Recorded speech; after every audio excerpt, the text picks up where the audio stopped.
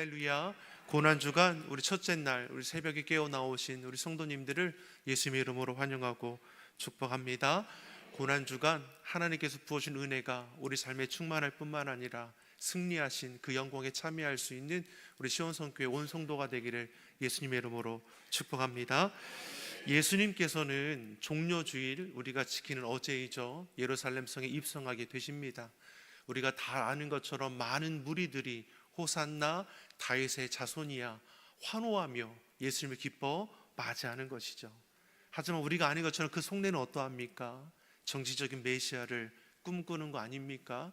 로마의 박해로부터 이 나라의 정권을 다 무너뜨리고 옛 다윗의 그 시대의 영광을 회복하기를 원하는, 또 그 영광이 회복됐을 때 예수님의 좌편과 우편에 세상 권세를 안고자 하는 그 무리들의 그런 속내들이 있었다라는 것이죠. 어떻게 알 수 있습니까? 예수님께서는 저들이 바라는 대로, 저들이 원하는 승리의 방법이 아니라 하나님께서 계획하신 승리의 방법, 대속제물 되어주심으로 온 구원을 이루시는 것을 보게 하는 것이죠. 체포당하시고 채찍에 맞으시고 십자가에 달려 죽어가는 그 순간에 믿는 자들을 다 떠나가지 않습니까? 예수님께서 예루살렘 성에 입성하셔서 제일 먼저 향한 곳이 어디입니까? 성전이죠. 성전을 향해 가시던 중에 예수님이 시장하셔서 그 먼 발치에 뭐가 보입니까? 잎이 무성한 무화과 나무를 보게 되는 거죠. 그래서 그 나무의 열매를 통해서 시장길을 좀 해소하고자 하셨습니다. 근데 어떠했습니까? 가까이 가보니까 잎은 무성해서 많은 열매가 맺어 있을 거라고 생각했던 이 나무에는 아무런 열매가 맺어 있지 않지 않습니까? 이때 예수님께서는 무성하고 열매 없는 무화과 나무를 저주하니 그 즉시 말라버리는 것을 우리가 보게 되는 것이죠. 이를 통해서 우리에게 알게 하시는 것이 무엇입니까? 당시 이스라엘의 영적인 상태가 어떠했느냐, 잎은 무성하지만 열매가 하나 없는 그러한 신앙의 모습이었다라는 것을 우리에게 깨닫게 해주시는 것이죠. 그것을 어떻게 알 수 있습니까? 성전에 들어가니까 하나님을 예비할 성전 안에 무엇이 가득합니까? 장사치돌로 가득했습니다. 예수님께서 강도의 소굴이라 말씀하시며 저들을 다 내어 쫓지 않으십니까? 그러면서 하시는 말씀이 하나님의 집은 만민의 기도하는 집이라 선언하는 것이죠. 이로 인해서 어떻게 됩니까? 유대 지도자들과 대립하게 되시는 것이죠. 제사장들이 예수님께 묻습니다. 내가 무슨 권위로 이 같은 일을 행하느냐? 예수님을 대적하고 있는 것이죠.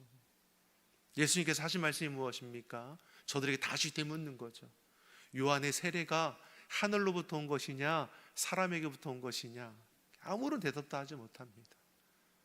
이로 인해서 자꾸만 이제 유대 지도자들은 예수님을 대적하는 일들이 이제 본격적으로 일어나게 됩니다. 그러한 유대 교권자들, 영적으로 무너진 유대 지도자들 향해서 예수님께서는 오늘 본문에 포도 농부의 비유를 들어서 저들의 악함을 깨닫기를 원하셨습니다. 오늘 본문 1절의 말씀을 다시 한번 우리가 읽어보겠습니다. 1절의 말씀입니다. 예수께서 비유로 그들에게 말씀하시되 한 사람이 포도원을 만들어 산을 다리로 두르고 집 자는 틀을 만들고 망대를 지어서 농부들에게 세를 주고 타국에 갔더니, 이제 비유하시는 것이죠. 큰 포도밭을 가진 주인이 포도밭을 아름답게 잘 가꾸고 나서 먼 타국으로 떠나게 됩니다. 이때 어떻게 합니까? 그 포도밭을 몇 명의 농부들에게 맡기고 세를 받기로 한 것이죠. 그리고 시간이 흐릅니다. 주인은 자신의 포도밭을 농부에게 맡겼으니 이제 결실의 때가 되었을 때 세를 거두려고 자신의 종을 보내게 되는 것이죠. 그때 2절 3절에 어떤 일이 벌어지게 되는 겁니까? 2절 3절도 같이 한번 보겠습니다. 때가 이름에 농부들에게 포도원 소출 열매를 받으려고 한 종을 보내니 그들이 종을 잡아 심히 때리고 거저 보내었거늘. 고용된 농부들이 세를 거둘 주인의 종을 어떻게 합니까? 잡아다가 심히 때리고 빈손으로 돌려보냈다라는 것이죠.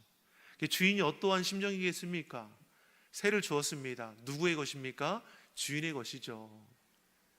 일부의 세로 저들에게 다 맡겨주었습니다. 그런데 자신의 종을 때리고 아무것도 보내어주지 않은 것이죠. 다시 이 주인은 종을 보내게 되죠. 그래도 이번에는 얼마나 때렸는지 4절의 말씀을 보니까 머리를 크게 상하여 능욕을 받고 돌아왔습니다. 그럼에도 주인은 또다시 다른 종을 보냅니다. 그랬더니 이번에 5절의 말씀을 보니까 어떻게 합니까? 주인이 보낸 종을 죽이기까지 했습니다. 포도원을 농부들에게 맡긴 주인의 모습은 이스라엘에게 좋은 열매를 기대하신 하나님의 은혜와 사랑을 상징합니다. 그런데 이 농부들은 어떠합니까? 자신의 이익만을 구하는 악한 종들이었습니다. 그들은 주인이 소출을 정산하기 위해 보낸 자신의 종을 심히 때리고 상처를 입히고 심지어 죽이기까지 했습니다. 이 같은 불의한 농부가 누구를 가리키는 것입니까? 당시 유대 지도자들이라는 것이죠. 하나님의 은혜가 아니었다면 저들은 아무것도 아닙니다. 그런데 하나님의 그 크신 사랑의 손길을 거절하고 자기 이익을 쫓으며 악을 행하고 있다는 것이죠. 주인의 모습이 어떠합니까? 어리석다 여겨질 정도로 끝까지 포기하지 않고 악한 종들이 주인의 아들을 보고 마음을 돌이키기를 기대하며 이제는 어떻게 합니까? 자신의 하나밖에 없는 아들을 보내는 것이죠. 내 아들만큼은 존대하지 않겠는가라는 생각을 가진 것입니다. 그런데 포도원 농부들이 어떠한 일을 벌입니까? 7절에 보니까 이 농부들은 주인의 아들을 죽이면 이 포도원을 자신들이 차지할 수 있지 않겠는가, 이런 악한 마음을 품게 됩니다. 그리고 그 주인의 아들을 죽여 포도원 밖으로 내던졌습니다. 하나님은 세상을 이처럼 사랑하사 독생자 예수님을 우리 가운데 보내주셨습니다. 그러나 농부들은 어떻게 합니까? 주인의 아들을 죽이는 악독한 행위를 저지르는 것이죠. 이 말씀은 예수님이 십자가에 못 박히는 사건을 예고하는 것이고 인간의 죄악과 어리석음이 적나라하게 드러나는 비유의 말씀입니다. 유대 지도자들은 예수님을 죽이기로 결심하기까지 자신의 권력과 이익을 결코 놓치지 않으려 했습니다. 자신의 이익에 눈이 멀어서 구원의 기회를 잃어버리는 것조차 알지 못했다라는 것이죠. 이 같은 비유의 말씀을 예수님은 유대 지도자들을 향해서 하고 계십니다. 이 비유는 단지 유대 지도자들을 책망하게 해주시는 것이냐? 그렇지 않습니다. 이 비유를 통해서 끝까지 우리를 참으시고 기다려주시는 하나님의 크신 사랑이 너희에게 향하고 있다는 것을 알게 하기 위함인 것이죠. 본문을 보면 주인이 종을 보냈습니다. 이 종은 어떠합니까? 구약의 많은 선지자들을 가리키는 거 아닙니까? 하나님은 우리에게 복을 주기 위해 자신의 종을 보내어 천국에 대해서 말씀하십니다. 하나님 맡기신 교회와 하나님의 나라에 우리가 어떻게 헌신하고 살아야 하는지를 가르쳐 주십니다. 그러나 백성들은 어떻습니까? 어리석은 자들은 하나님의 그 말씀에 귀 기울이지 않습니다. 그래도 하나님은 포기하지 아니하시고 계속해서 선지자를 보내시다가 마침내 그분의 독생자 예수 그리스도를 이 땅에 보내십니다. 그런데 사람들은 어떻게 합니까? 예수님의 십자가에 못 박아 죽이게 되는 것이죠. 그들은 왜 이렇게 주인의 말을 듣지 않고 주인이 보낸 종뿐만 아니라 그 아들까지 죽이고 말았는가? 그 이유가 오늘 본문 7절과 8절에 이렇게 나오지 않습니까? 우리 다시 한번 7절과 8절의 말씀을 읽어보겠습니다. 그 농부들이 서로 말하되 이는 상속자니 자 죽이자, 그러면 그 유산이 우리 것이 되리라 하고 이에 잡아 죽여 포도원 밖에 내던졌느니라. 자, 무엇 때문에 악한 행위가 벌어지게 됩니까? 욕심이죠. 그 아들을 죽이면 그것이 다 자기네 것이 될 것이라는 그 헛된 욕심이 죄악된 일을 행하게 만드는 것이죠. 이 욕심이 주인의 말씀을 거절하게 하였고 이 욕심이 주인의 아들을 배척하고 죽이게 하였습니다. 이 같은 사실을 너희가 깨닫고 돌이킬 것을 촉구하시는 것이죠. 사랑하는 성도 여러분, 포도원 농부들은 당시 유대의 지도자들을 가리킵니다. 그러면 오늘날에는 누구를 가리키는 것이겠습니까? 우리를 향하는 말씀 아니겠습니까? 하나님은 우리에게 하나님의 나라를 맡기셨습니다. 자신의 몸된 교회를 맡기셨습니다. 영혼을 아는 지식을 우리에게 맡기셨고 하나님의 자녀된 권세와 놀라운 성령의 능력도 맡겨주셨습니다. 그런데 그 크신 사랑과 은혜를 받았음에도 불구하고 그 사랑과 은혜 가운데 거하지 않습니다. 눈앞에 보이는 유익을 쫓아가며 죄된 고집과 욕심을 여전히 앞세워 살아가는 것이죠. 그러한 우리에게 오늘 본문의 말씀은 우선할 것을 잃어버리지 말 것을 가르쳐 줍니다. 우리는 하나님의 약속을 따라 먼저 그의 나라를 사랑하고 하나님의 뜻을 위해 헌신할 줄 아는 주의 성도들이 되기를 예수님의 이름으로 축원합니다. 고난주간을 통해서 우리가 다시금 회복해야 할 것은 내 삶의 우선순위가 내게 있는 것이 아니라 하나님께 있음을 고백하는 것입니다. 예수님은 유대 지도자들을 향해 책망하는 겁니까? 그렇지 않습니다. 사랑의 마음으로 호소하는 것이죠.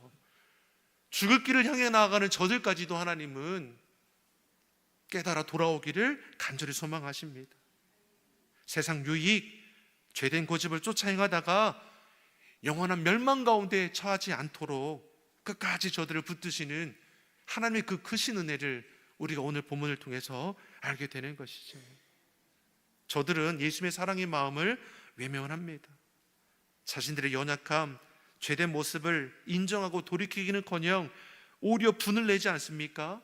12절의 말씀을 보니까 예수의 이 비유가 자기들을 가르쳐 말씀하신 줄을 알고 잡고자 하되, 자신들을 향한 말씀인 줄을 깨달아 알고 있지만 이것이 회개로 이어지지 않는다는 것이죠. 돌이켜야 소망이 있는 것인데 오히려 예수님을 잡고자, 죽이고자 이제는 본격적으로 행동하기 시작하는 것입니다.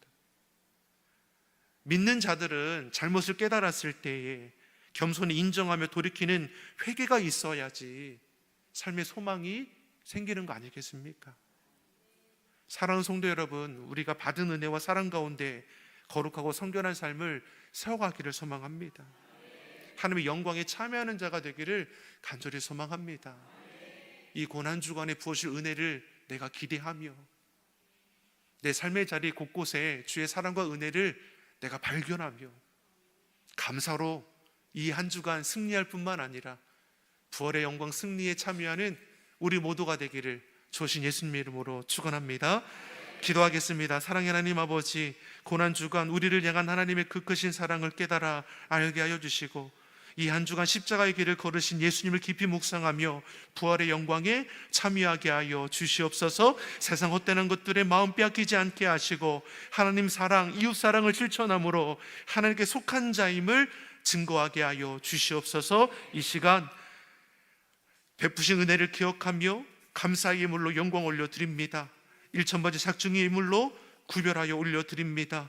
내 삶에 주어진 모든 것들이 당연한 것이 아니라 하나하나 입히시고 먹이시는 하나님 아버지의 은혜이오니 범사에 감사함으로 더 큰 감사에 참여하는 심령들이 되게 하여 주시고 간구의 제목들마다 반드시 하나님의 때에 결실함의 은혜를 이루어 가게 하여 주시옵소서. 낙심된 영혼들 주님께서 위로하여 주시고 상한 심령들 주님께서 보혈의 손으로 꼭 붙들어 주시사 세상 질병과 병만은 떠나가게 하시며 하나님의 크신 은혜를 이루어가는 능력 있는 삶의 모든 자리가 다 되게 하여 주시옵소서. 감사드리며 예수님의 이름으로 기도드립니다. 아멘.